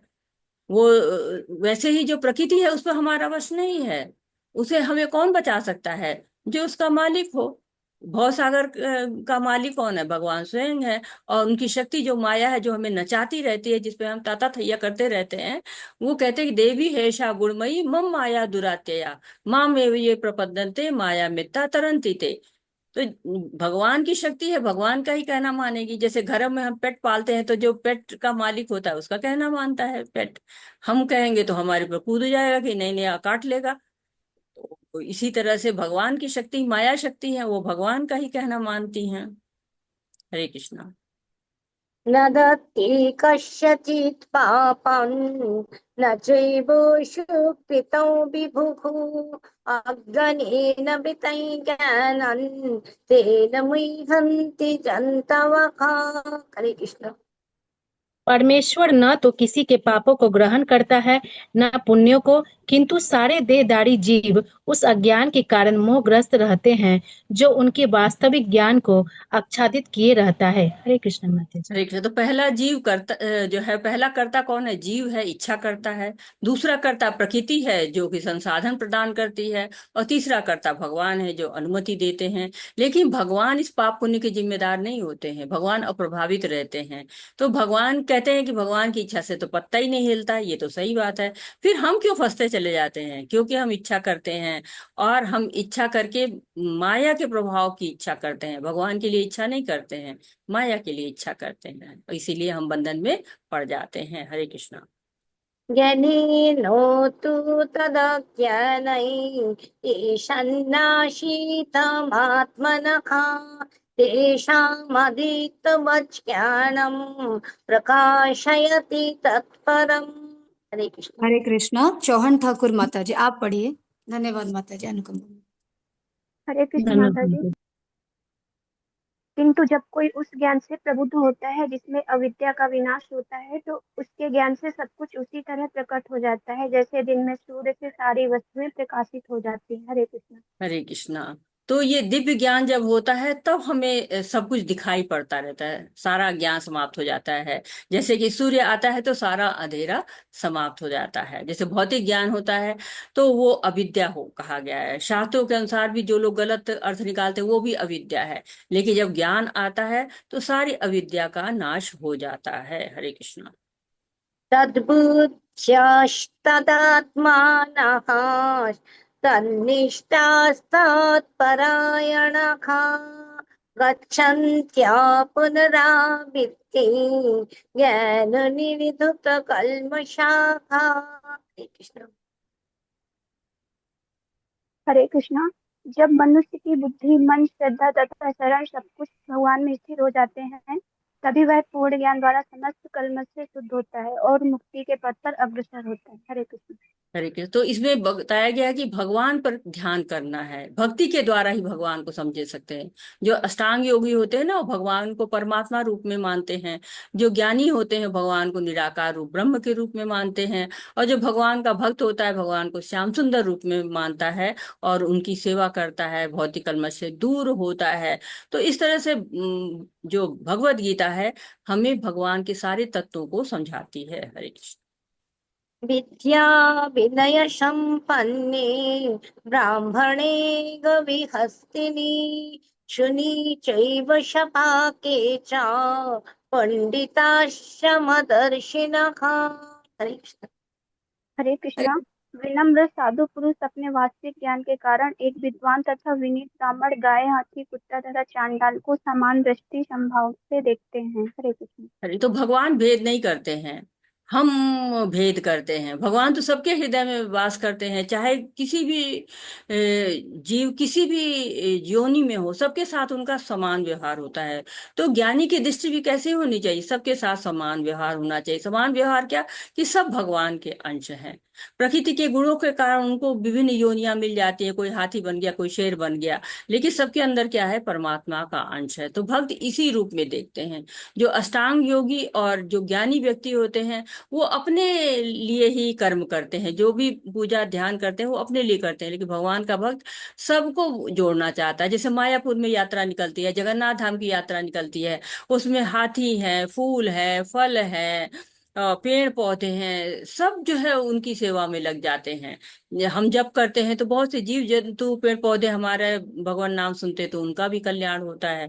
तो जो भी पंडिता समदर्शना, जो भी होता है, साधु पुरुष होता है, वो सबको एक बराबर देखता है। हरे कृष्णा। इहैवोऽत्यरिजितः सर्गो येषां शम्ये स्थितं मनः निर्दोषं हि समं ब्रह्म तस्मात् ब्रह्मणि ते स्थितः। हरे कृष्ण। हरे कृष्णा। डॉक्टर मधु कपूर माता जी, आप पढ़िए अनुवाद। धन्यवाद माता जी। हरे कृष्णा माता जी, दंडवत प्रणाम। जिनके मन एकत्व तथा समता में स्थित है, उन्होंने जन्म तथा मृत्यु के बंधनों को पहले ही जीत लिया है। वे ब्रह्म के समान निर्दोष हैं और सदा ब्रह्म में ही स्थित रहते हैं। हरे कृष्णा। हरे कृष्ण। तो यहाँ निर्दोष शब्द की बात हुई है।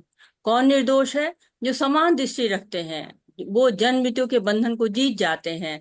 न आसक्ति होती है, न घृणा होती है, सबको परमात्मा के अंश के रूप में देखते हैं। जैसे प्रभुपाद जी कहते थे कि जब एक व्यक्ति अंदर के सुख का अनुभव करने लगता है तो बाहर के सुखों को छोड़ देता है। जब तक आप बाहर के सुख में सुख ढूंढेंगे, जब तक इंद्रियों के सुख में सुख ढूंढेंगे, तब तक हम अंदर का जो आनंद है उसको नहीं प्राप्त कर सकते हैं। जो आत्मा सच्चिदानंद है, जब वो भगवान से जुड़ जाती है तभी वो सुखी होती है। हरे कृष्णा।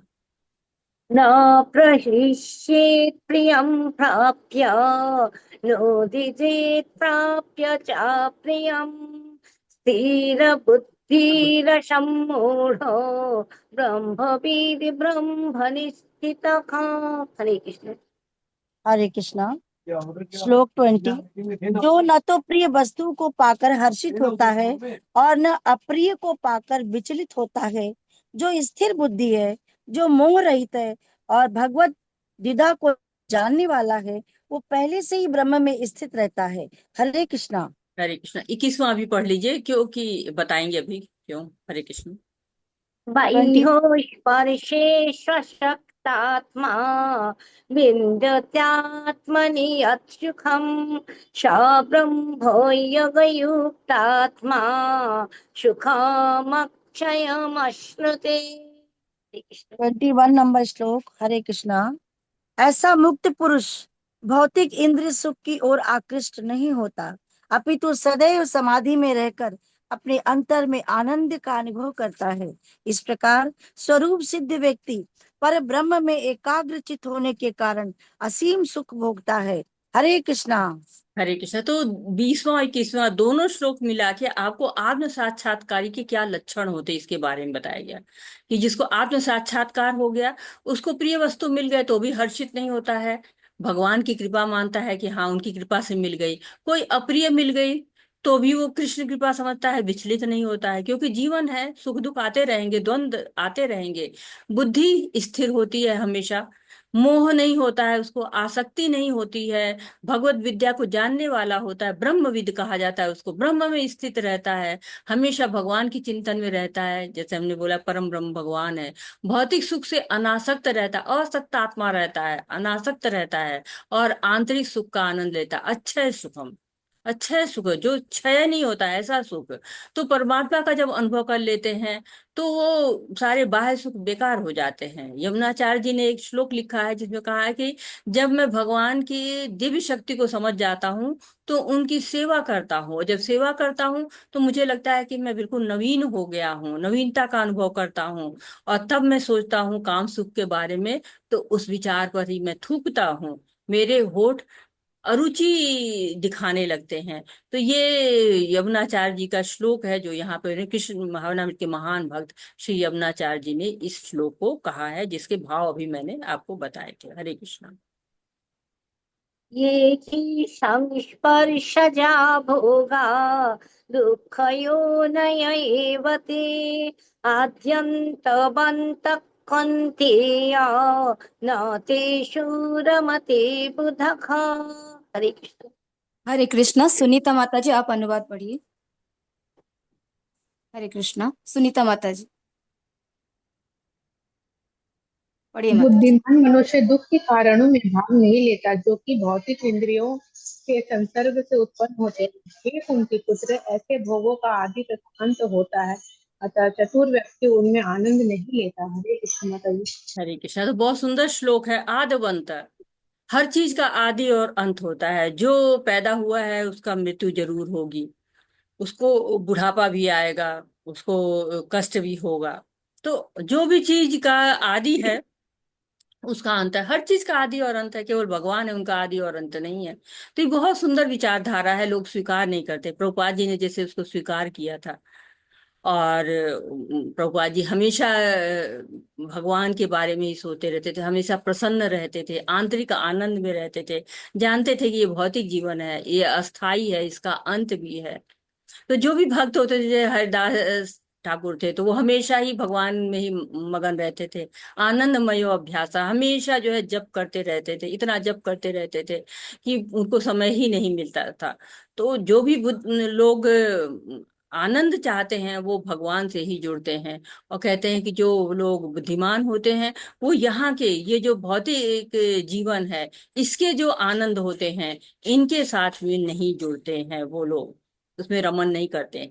हे पुत्रों, ये पद्म पुराण का जो है वो पद्म पुराण में भी कहा गया, भागवतम में भी, दोनों में कहा गया ये।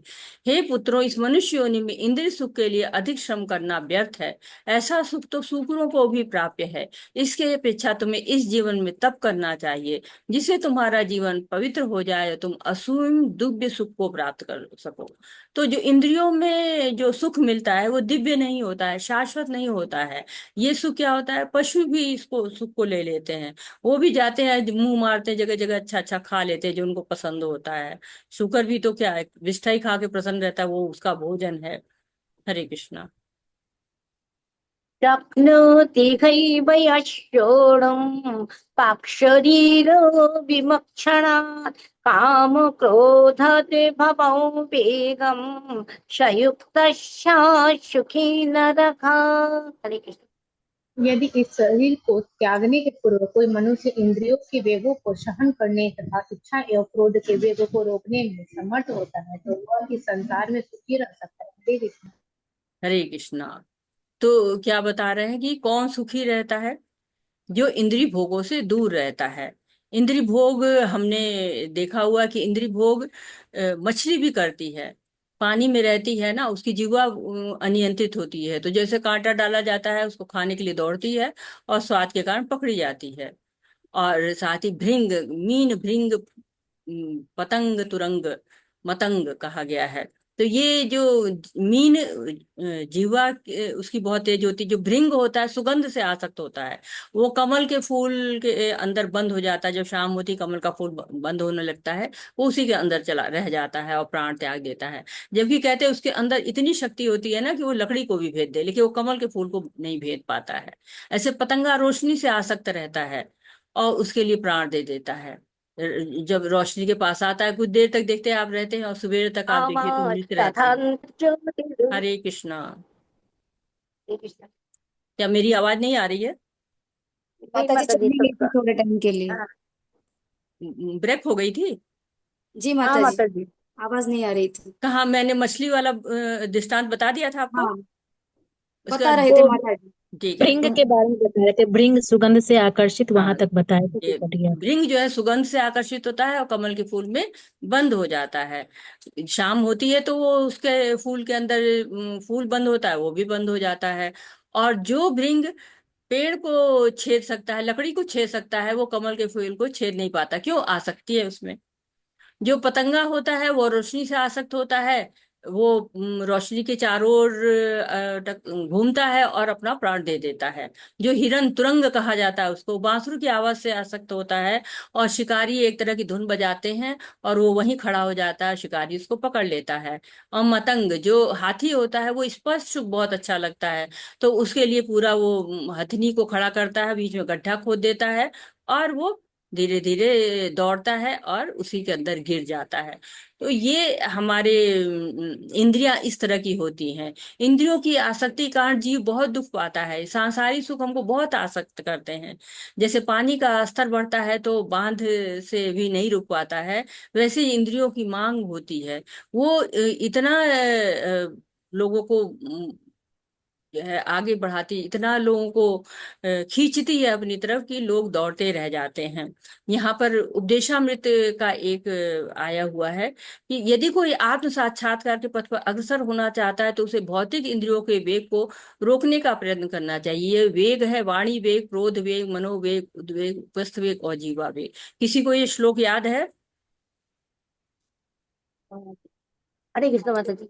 हाँ सुनाइए माता। वाक् वेगं जिह्वा क्रोध वेगं वाच वेगं मनसा क्रोध वेगं जिह्वा वेगं उदरयुपस्थ वेगं एतं वेगान् हीयो विषयेत्थिरा क्षयपि मम पृथिवीं शशिष्यात्। ऐसा ही है। ये माता जी, हाँ थोड़ा आप इधर उधर हुए। तो ये क्या होता है कि जो जिह्वा का वेग है, क्रोध का वेग है, उदर का वेग है, उपस्थ का वेग है, ये वेग वाणी का वेग है, ये वेग हमको असमर्थ कर देते हैं अगर उन वेगों पर हमारा नियंत्रण नहीं होता। जब वो नियंत्रण होता है तभी हम कहते हैं कि शिष्य बनाने के योग्य, गुरु बनने के योग्य तभी हो पाते हैं। हरे कृष्णा। हरे कृष्णा माता जी, धन्यवाद माता जी, अत्रे माता जी। माता जी मैं श्लोक पढ़ रही हूँ। तन्वी माता जी, तन्वी मेहता माता जी, आप अनुवाद पढ़िए। हरे कृष्णा। योऽन्तः सुखवन्तरारामः तथा अन्तर्ज्योतिरेव यः स योगी ब्रह्मनिर्वाणं ब्रह्मभूतोऽधिगच्छति। हरे हरे कृष्णा। कृष्ण माता जी। जो अंतःकरण में सुख का अनुभव करता है, जो कर्मठ है और अंतःकरण में ही रमण करता है तथा जिसका लक्ष्य अंतर्मुखी होता है, वह सचमुच पूर्ण योगी है। वह पर ब्रह्म में मुक्ति पाता है, अंततः गत्वा ब्रह्म को प्राप्त होता है। हरे कृष्ण माता। हरे कृष्ण। ब्रह्म भूतोधिगच्छति, ब्रह्म भूत अवस्था को प्राप्त करता है। ये ब्रह्म भूत अवस्था क्या होती है? ब्रह्म भूत प्रसन्नात्मा न सोचती न कांक्षति, हमेशा प्रसन्न रहता है और सुख में रहता है। उसको सुख पाने के लिए कोई पिकनिक जाने की आवश्यकता नहीं होती, मूवी जाने की आवश्यकता नहीं होती है। वो अपने आप में रमण करता रहता है। उसको कहीं जाके गप्पे नहीं लड़ाना है, प्रजल्पा नहीं करना है। उसके मन है, चित्त है, प्राण है, सब भगवान में लगे रहते हैं। कहते हैं वासुदेवम परम वेदा, वासुदेव परम मखा, वासुदेव परम यज्ञ, वासुदेवम परम तपः, वासुदेव परम धर्मा, वासुदेव परम गति। सब कुछ उनके वासुदेव ही हैं। जब तक जीव को भगवान की सेवा में आनंद नहीं होता है ना, तब तक वो भौतिक संसार में अनुभव करता है। जब हायर टेस्ट लग जाता है, परम दृष्ट्वा निवर्तते, तब वो जो लोअर टेस्ट होता है ना, उसका त्याग कर देता है। जब आपने अच्छा अच्छा खा लिया, फिर कड़वा करेला कौन खाएगा? कहे अब तो डेजर्ट खा चुके हैं, अब तो मुझे कुछ नहीं चाहिए। हरे कृष्णा। हरे कृष्णा। माधुरी शर्मा माता जी, आप श्लोक पढ़िए। रूमा हरे जोशी माता जी माता रूमा जोशी माता जी, आप अनुवाद पढ़िए। लभन्ते ब्रह्म निर्वाणं ऋष्याक्षीन् कल्मषाः क्षणद्वैधा जत आत्मानं सर्वभूत हिते रताः। हरे कृष्ण। हरे कृष्णा। जो लोग संशय से उत्पन्न होने वाले द्वैत से परे हैं, जिनके मन आत्म साक्षात्कार में रत हैं, जो समस्त जीवों के कल्याण कार्य करने में सदैव व्यस्त रहते हैं और जो समस्त पापों से रहित हैं, वे ब्रह्म निर्वाण मुक्ति को प्राप्त होते हैं। हरे कृष्ण। हरे कृष्णा। तो यहाँ पर भी बताया गया है ब्रह्म निर्वाण की स्थिति, मुक्ति को प्राप्त होते हैं। कैसे? जब द्वैत से परे हो जाते हैं। द्वैत यानी कि दो चीज, द्वंद जिसको कहते हैं कि सुख दुख है, दिन रात है, वो जो द्वंद है उसको द्वैत कहते हैं। दो चीजें हैं, वो द्वैत कहलाती हैं। तो जिनके मन आत्म साक्षात्कार में रहते हैं, जो द्वैत नहीं मानते हैं कि हाँ भगवान जो है वो ये कष्ट क्यों दे रहा है, इस तरह की बातें ना सोच के वो आत्म साक्षात्कार का प्रयास करते रहते हैं और सभी जीवों के कल्याण करते हैं। सभी जीवों का कल्याण कैसे कहते हैं? सबको भगवान से जोड़कर, भगवान से सबको भक्ति में लाते हैं। जो समस्त पापों से रहित है, पाप जिन जो नहीं करते हैं, पाप क्या होते हैं? जो ऐसे कर्म जो कि शास्त्रों के विरुद्ध है, वो कार्य वो नहीं करते हैं, तो क्या होते हैं? इनकी स्थिति ब्रह्म निर्वाण मुक्ति की स्थिति उनको मिल जाती है। हरे कृष्णा। मुक्त आत्मा हो जाते हैं। काम क्रोध विमुक्तानां जतिनां जत चेतसां अभितो ब्रह्म निर्वाणं वर्तते विदित आत्मनां। हरे कृष्ण। हरे कृष्ण। जो क्रोध तथा समस्त भौतिक इच्छाओं से रहित हैं, जो स्वरूप सिद्ध आत्मयमी है और संस्थिति के लिए निरंतर प्रयास करते हैं, उनकी मुक्ति निकट भविष्य में सुनिश्चित है। हरे कृष्ण। हरे कृष्णा। तो आप देख रहे हैं कि लगातार हम ब्रह्म निर्वाण की स्थिति को देख रहे हैं। ब्रह्म निर्वाण की स्थिति जब प्राप्त हो जाती है तो क्या होता है, वो अनुभव कैसा होता है, क्योंकि वो काम क्रोध सबको जीत जाते हैं और अपने स्वरूप में रहते हुए, इस शरीर में रहते हुए भी वो निर्वाण की स्थिति को हो जाते हैं। यानी कि वो आत्म स्वरूप को प्राप्त कर लेते हैं। वो समझ जाते हैं कि हम आत्मा है और इस आत्मा को परमात्मा से मिल जाना है। और आत्मा का विनाश कब होता है, कोई बताएगा आत्मा का विनाश कब होता है? क्योंकि हमने तो पढ़ चुके हैं आत्मा को ना काटा जा सकता है, ना आत्मा को जलाया जा सकता है, ना आत्मा को सुखाया जा सकता है। तो ये आत्मा का विनाश कब हो जाता है? हरे कृष्ण। कोई बताएगा आत्मा कब विनाश की अवस्था में रहती है? जब हम भगवान के लिए कार्य नहीं करते हैं तो। जी हाँ, भगवान के लिए कार्य नहीं करते, बिल्कुल सही। और कोई? भौतिक कार्य में लिप्त हो जाते हैं और फिर आत्मनाश होते हैं। हाँ, भौतिक कार्यों में लिप्त हो जाते हैं। तो आत्मा का विनाश, तो आत्मा का सबसे बड़ा विनाश तब होता है जब मनुष्य की योनि प्राप्त करके और फिर वो निम्न योनि को प्राप्त कर लेता है। तो विनाश कहिए इसको, चाहे दुर्गति कहिए, कि अब आप मनुष्य का शरीर पा गए हैं, फिर कहीं कुत्ता बिल्ली बन जाए, ये कहीं सुअर बन जाए, कहीं मछली बन जाए, तो ये भी तो आत्मा की दुर्गति ही है ना। आत्मा को सदगति कब मिलनी है? जब कृष्ण का भक्त बन जाए। यदि गोलोक धाम नहीं भी पहुंच पाते, किसी कारण से जन्म भी लेना पड़े, तो ऐसी जगह जन्म ले जहां पे भक्ति कर सके। बहुत से बच्चों का भाग्य होता है ना, गर्भ से ही उनको भगवान का प्रसाद मिलने लगता है, भगवान के चरण कमलों में स्थान हो जाते हैं। अन्नप्राशन हुआ तो पहला भोग भगवान का प्रसाद मिला। छोटे से ही हरे कृष्णा गाने लगते हैं। जैसे हमारे कई माताएं हैं, उनके बच्चे देखिए कितने अच्छे से हरे कृष्णा कहते हैं। और परीक्षित महाराज को देखिए, भ्रूणावस्था में वो भगवान को देख पाते हैं, जो कि कितने लोग इतने महान तपस्या करते फिर भी नहीं देख पाते हैं। तो ऐसे लोग क्या है, सदगति मिलती है जो भगवान के धाम में जाते हैं। हरिदास ठाकुर थे, माया देवी वेश्या बन के आती हैं, विचलित नहीं कर पाती हैं, क्योंकि भगवान का चिंतन करते रहते हैं। जैसे मछली होती है ना, वो केवल बच्चों को देखकर ही मतलब देख देख के ही पाल लेती है। और कछुआ है, जैसे रेत में अंडा देता है, वहीं से देख देख के चिंतन से उसको पाल लेता है, स्वयं पानी में रहता है। और जो पंछी होते हैं स्पर्श से पालते हैं, अपने पंखों से ढक लेते हैं उसको। वैसे ही जो भक्त होते हैं वो भगवान का चिंतन करते हैं और भगवत धाम को पहुंच जाते हैं। हरे कृष्णा।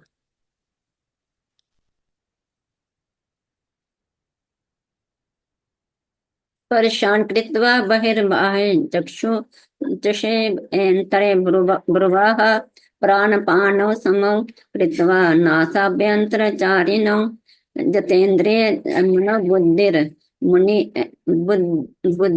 मुनिमोक्षपरायणः विगतेश वैक्रोधा या सदा मुक्त एव सः। हरे कृष्ण। हरे कृष्णा। संतोषी गुप्ता माता जी, आप अनुवाद पढ़ लीजिए। जी माता जी, हरे कृष्णा।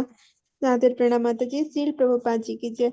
समस्त इंद्रिय विषयों को बाहर करके दृष्टि को भावों के मध्य में केंद्रित करके प्राण तथा अपान वायु को नथुनों के भीतर रोक कर और इस तरह मन इंद्रियों तथा बुद्धि को वश में करके जो मोक्ष को लक्ष्य बनाता है, वह योगी इच्छा भय तथा माता जी थोड़ा सा स्क्रीन ऊपर करे, क्रोध से रहित हो जाता है। जो निरंतर इस अवस्था में रहता है वह अवश्य ही मुक्त है। हरे कृष्णा। हरे कृष्णा। तो एक तरह से अब अगले अध्याय की भूमिका रचनी शुरू हो गई है कि अष्टांग योग के बारे में ये संकेत मिलना शुरू हो गए हैं कि अष्टांग योग में जो रहता है उसके बारे में, कैसे वो इंद्रिय विषयों से बिल्कुल नियंत्रण कर लेता है, दृष्टि को भौं के मध्य में स्थित कर लेता है, और जो हमारी 5 प्रकार की वायु है उनको रोकता है, उनको और धीरे धीरे भगवान की तरफ सोचता है, वहां की इच्छा करता है। तो एक तरह से हम अब इस अष्टांग योग के बारे में ज्यादा तो नहीं कहेंगे, क्योंकि पूरा अध्याय बहुत लंबा है और वो भगवान अष्टांग योग के बारे में बिल्कुल बताता है कि कैसे अष्टांग योग जो है वो एक पूरी योग की सीढ़ी के बारे में बताएंगे कि हाँ कैसे योग प्रणाली होता है, कैसे क्रमिक गति मिलने प्रगति होनी शुरू होती है, कर्म कांड से, कर्म योग से, फिर कर योग से ज्ञान योग, और ज्ञान योग से फिर ध्यान योग, ध्यान योग से फिर भक्ति योग।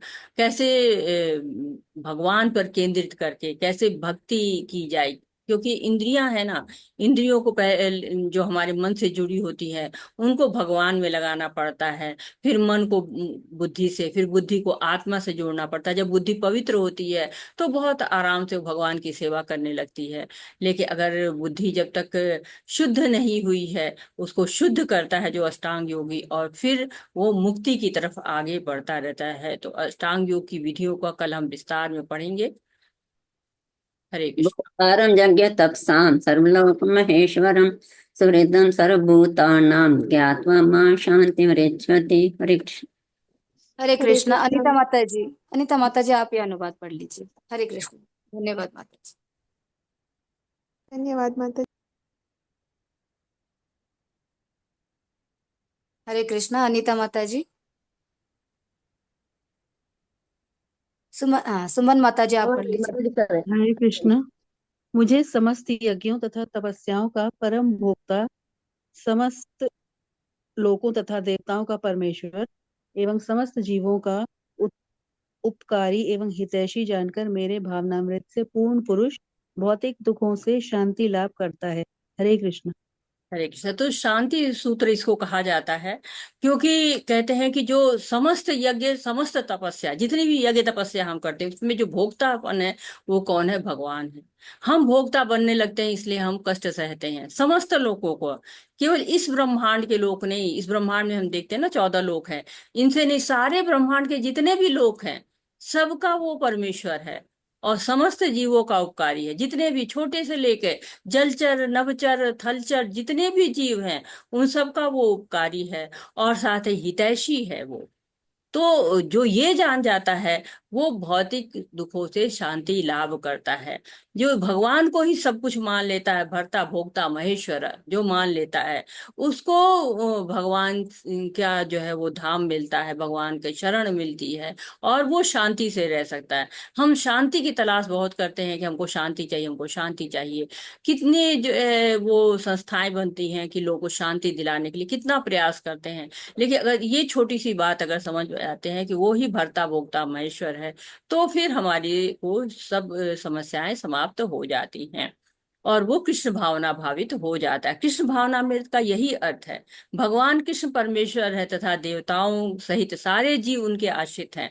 पूर्ण कृष्ण भावनामृत में रहकर ही पूर्ण शांति प्राप्त की जा सकती है। तो शांति का एकमात्र सूत्र है कि पूर्ण कृष्ण भावनामृत रहें। यह 5वां अध्याय कृष्ण भावनामृत की, जिसे सामान्यतः कर्म योग कहते हैं, की व्यवहारिक व्याख्या है। यहाँ पर इस प्रश्न का उत्तर दिया गया है कि कर्म योग से मुक्ति किस तरह प्राप्त हो सकती है। तो कृष्ण भावनामृत में कार्य करने का अर्थ है कि परमेश्वर के रूप में भगवान के पूर्ण ज्ञान के साथ कर्म करना। तो ये, और चेतना की पूर्णता का अर्थ है कृष्ण या श्री भगवान का पूर्ण ज्ञान। तो जो कृष्ण को जान लिया, जो उनके ज्ञान के बारे में जान लिया, सब कुछ उनको मान लिया, सब कुछ चिंतन उनका ही है, सारी सेवा उनकी ही है, जो ये मान लेता है वो कृष्ण भावनामृत हो जाता है। इस प्रकार श्रीमद् भगवद गीता के 5वां अध्याय कर्म योग कृष्ण भावनामृत कर्म का भक्ति वेदांत तात्पर्य पूर्ण हुआ। तो ये जो आपका अध्याय है, इसको पढ़ने के बाद कृष्ण भावनामृत की जो एक परिकल्पना होती है कि क्या है कृष्ण भावनामृत, उसको हम पूरी तरह समझ जाते हैं और उसके अनुसार हम कर्म करना शुरू कर देते हैं। वाछाकल्पतरुभ्यश्च कृपा सिन्धुभ्य एव च पतितानां पावनेभ्यो वैष्णवेभ्यो नमो नमः। अनंत कोटि वैष्णववृंद की जय, शीला प्रभुपाद की जय, सभी भक्तों की जय। हरे कृष्णा कृष्णा कृष्ण कृष्णा हरे हरे, हरे राम राम राम हरे हरे। हरे कृष्णा हरे कृष्णा कृष्णा हरे हरे, कृष्णा हरे हरे हरे राम राम राम हरे हरे। सभी को हरे कृष्णा। कृष्णा सभी, हरे कृष्णा हरे सभी का बहुत बहुत हरे धन्यवाद। और आपका कोई प्रश्न है, आपका कोई सुझाव है, आप कुछ ऐड करना चाहते हैं या कोई त्रुटि सुधार चाहते हैं, तो आपका मोस्ट वेलकम। हरे कृष्णा। सभी को हरे कृष्णा। हरे कृष्णा माता जी।